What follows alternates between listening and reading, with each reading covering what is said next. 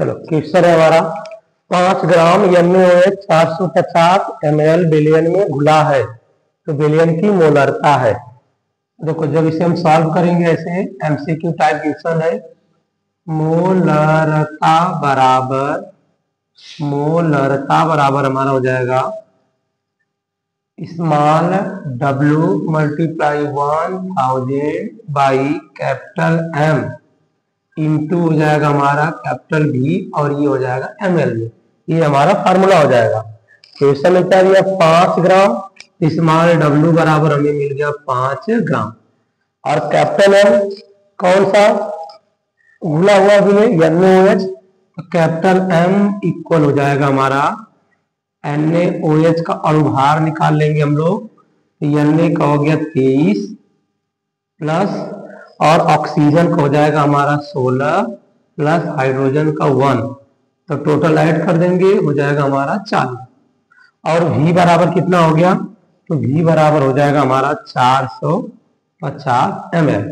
अब इसके बाद हम लोग इस मोलरता वाले फार्मूला को रख देंगे। देखो मोलरता बराबर हो जाएगा हमारा स्मॉल w का जो मान रहेगा 5 ग्राम, तो हमने यहाँ पे 5 रख दिया, 1000 रख दिया। m का मान कितना है 40 रख दिया। ml में कितना है 450, तो हमने 450 रख दिया। 10 10 20 20 कैंसिल हो गया हमारा। अब इसके बाद देखिए कैलकुलेट कर लेंगे, तो 2 से कैलकुलेट करेंगे 2 1 जा 2 2 जा 4 2 5 जा 10 5 5 जा कितना हो गया 25 और 2 में 45 को मल्टीप्लाई कर देंगे कितना आ जाएगा 90 आ जाएगा। अब 25 में हम 90 से डिवाइड कर देंगे। तो देखिए अगर हम डिवाइड करेंगे यहाँ पे, तो यहाँ पे हम डिवाइड कर लेते हैं 90 से डिवाइड करेंगे 25 में डेसिमल लगा दिया मैंने, एक जीरो बढ़ गया हमारा। ठीक है, अब कितने टाइम्स जाएगा हमारा, तो ये हमारा चला जाएगा आपका 2 टाइम जाएगा। ठीक है, 3 टाइम तो जाएगा नहीं, तो 2 टाइम लेके चले जाएंगे। तो यहाँ पर जाएगा हमारा 9 2 जा 18 मतलब 180 आ गया। 0 15 में से जाएगा 7 बच गया, कैंसिल हो गया, डेसिमल लगाया तो 0। अब कितने टाइम चला जाएगा हमारा, तो लगभग 7 टाइम जाएगा हमारा। देखो 7 टाइम अप्रोक्सीमेट हमारा आंसर मिल रहा है, मिल रहा है जी। देखो ये 0.27 समथिंग ही चला जाएगा, तो हमारा आंसर कितना आ जाएगा 0.278 मोल लीटर इनवर्स। यही हमारा आंसर रहेगा, यानी ऑप्शन नंबर डी हमारा करेक्ट होगा। ठीक है, तो नोट कर लो आप।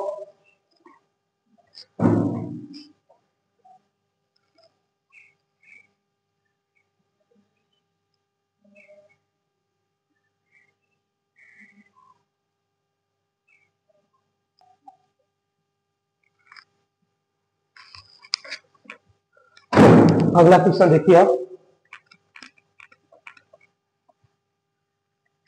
तो नेक्स्ट क्वेश्चन हमारा है 180 ग्राम जल में जल के कितने मोल होते हैं। ऑप्शन है 1 मोल 18 मोल 10 मोल 100 मोल। जब इसे हम लोग सॉल्व करेंगे तो देखिए पहले हम लोग मोल बराबर होता क्या, मोल बराबर होता भार बटे और भार, ये हमारा फार्मूला हो गया। तो ये 100 ग्राम जल दिया है तो भार कितना हो गया, भार हमारा हो गया ना 180 ग्राम, 180 ग्राम हमारा हो गया भार।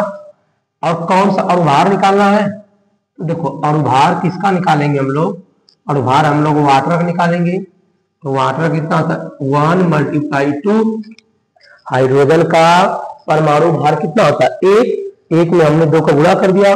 ऑक्सीजन का होता है 16, तो हमने यहाँ पे 16 लिख दिया। तो 2 और प्लस 16 इक्वल 18। अब हम लोग मोल वाले कंसेप्ट पे चले जाएंगे। तो मोल बराबर भार कितना हो गया हमारा 180 और भार कितना हो गया 18, 18 कम 18, 18 से कैंसिल हो जाएगा, 1 आ गया 0, तो 10 मोल। 10 मोल हमारा दिया कहीं पे, ऑप्शन नंबर सी हमारा करेक्ट हो जाएगा। ठीक,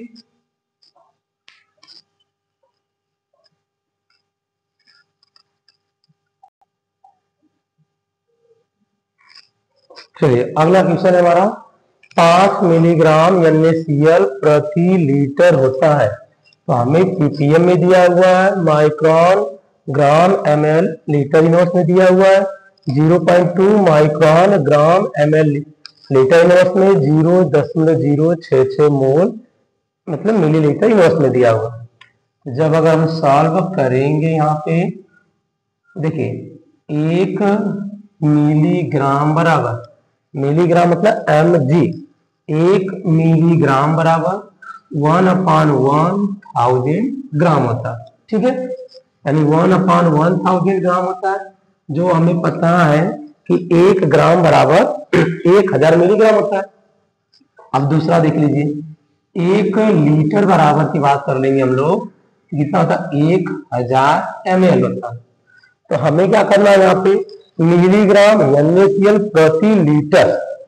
तो देखिए ppm की बात कर लेंगे तो यहाँ पर जाएगा 5 मिलीग्राम, यहाँ पर जाएगा 5 मिलीग्राम प्रति लीटर, प्रति लीटर। ये हो जाएगा 5, देखिए 5 mg, तो 5 mg का हो गया 1/1000 मल्टीप्लाई 1000 से 1000 कैंसिल हो गया हमारा, आ गया 5।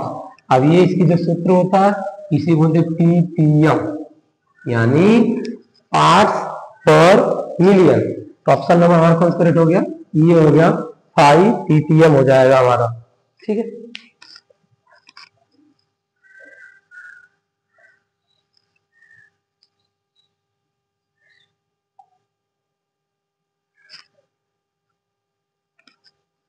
चलिए अगला क्वेश्चन है हमारा,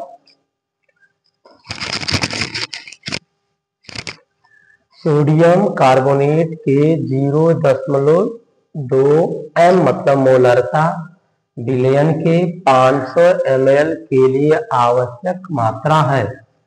तो सॉल्व करेंगे हम लोग, ये तो एमसीक्यू टाइप ही है।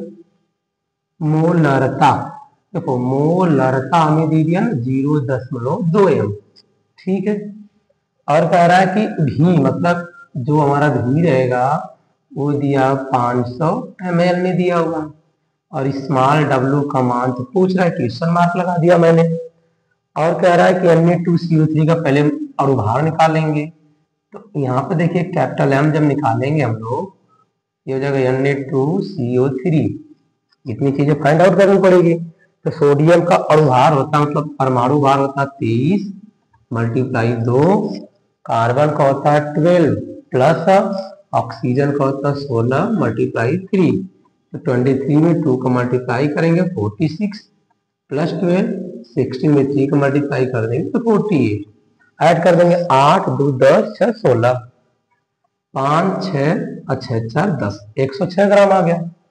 अब हमें क्या करना है ना, फॉर्मूला रख देंगे हम लोग, ये मोलरता बराबर स्मॉल w मल्टीप्लाई 1000 बटे हो गया m, और भी जो रहेगा ml में रहेगा।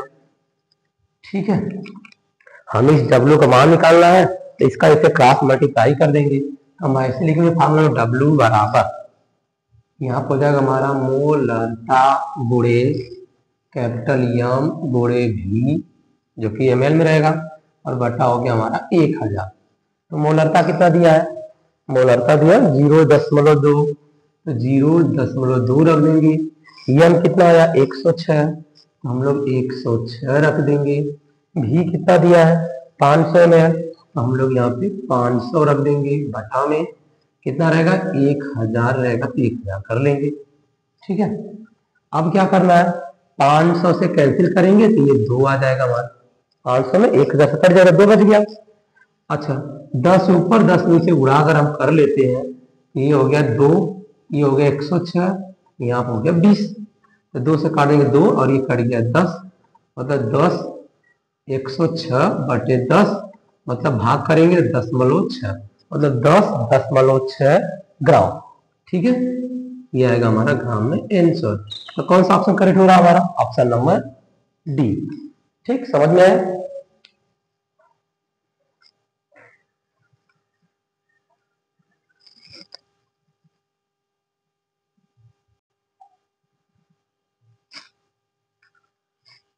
चलिए अगला क्वेश्चन है हमारा, यदि 1000 ग्राम विलायक में 18 ग्राम ग्लूकोज विलेय है तो विलयन कहा जाता है।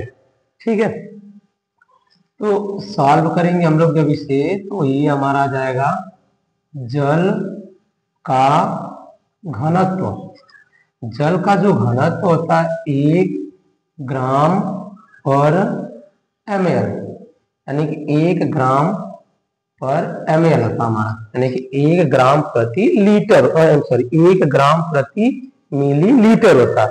अर्थात इसका मतलब हो गया, अर्थात 1000 ग्राम जो रहेगा, 1000 ग्राम जल, 1000 ग्राम जल 1 लीटर विलयन में उपस्थित होगा।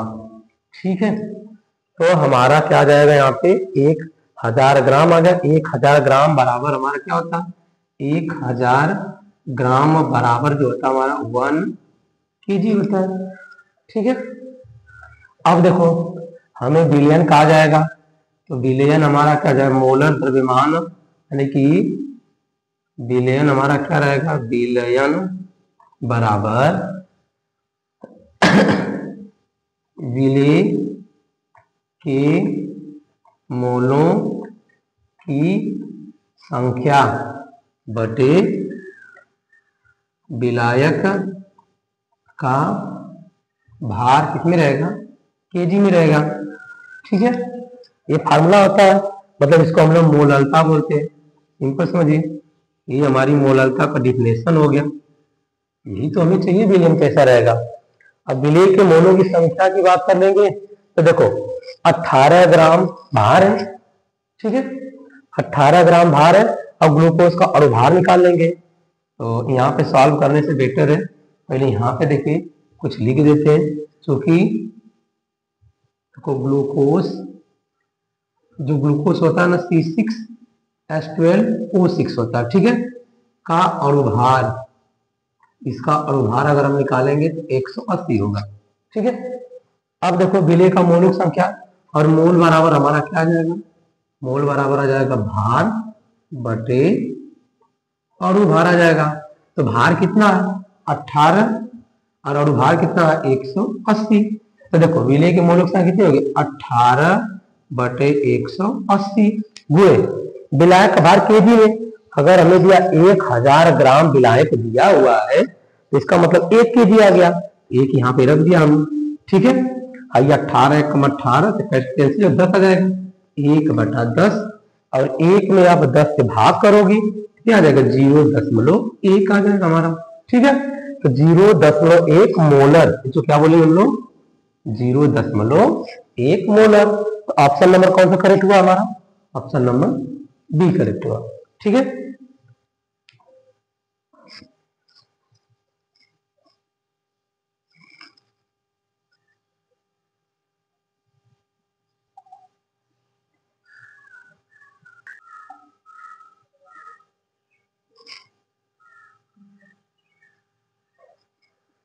चलो अगला क्वेश्चन हमारा है, सर्वाधिक क्वथनांक प्रदर्शित करने वाला जलीय विलयन है। ठीक है, तो हमें इस पे मोलरता पर ध्यान नहीं देना, हमें ध्यान देना प्रोडक्ट पे यूरिया, ग्लूकोज, KNO3, Na2CO3। देखो जब सॉल्व आप करेंगे एक चीज का विशेष ध्यान देंगे, किस चीज का, जो अणु संख्या लिखवाया गया होगा आपको, अणु संख्या गुणधर्म, अणु संख्या जो गुणधर्म होगा किसके समानुपाती होता है, अणु संख्या गुणधर्म विलेय के कणों की संख्या पर। अर्थात जिस विलयन का यानी विलेय का कणों की संख्या ज्यादा होगा, जो ज्यादा आयनिक होगा, उसका अणुसंख्या गुणधर्म ज्यादा होगा, तो वो सर्वाधिक क्वथनांक प्रदर्शित करने वाला जलीय विलयन कहलाएगा। तो देखो पहले तो हम ये कर लेंगे, ग्लूकोज